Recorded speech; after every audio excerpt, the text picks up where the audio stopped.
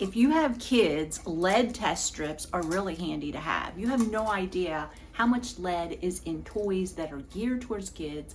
Older dishes that you may buy at a yard sale, at a estate sale, they may be loaded with lead and you don't even realize it. So I'm going to show you how easy these are to use. It is a swab.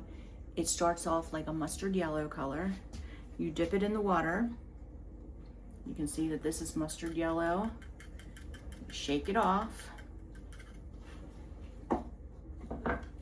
And then you rub it for 30 seconds. I'm gonna rub it on this plate. 30 seconds. Oops, get in the frame here.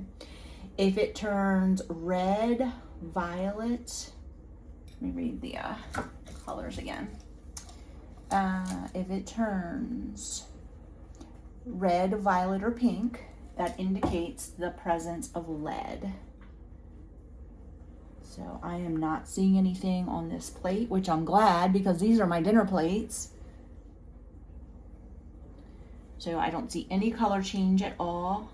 But I know like a lot of the trinkets that you get out of bubblegum machines, or you know, like those coin machines for kids at the grocery store, a lot of those have lead in it and people don't even realize it.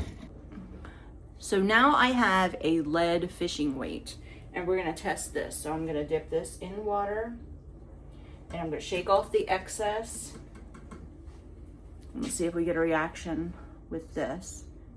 And you can see right away the swab is turning like that bright pink reddish color. So this definitely has lead in it. So that's how you do this. This is so easy.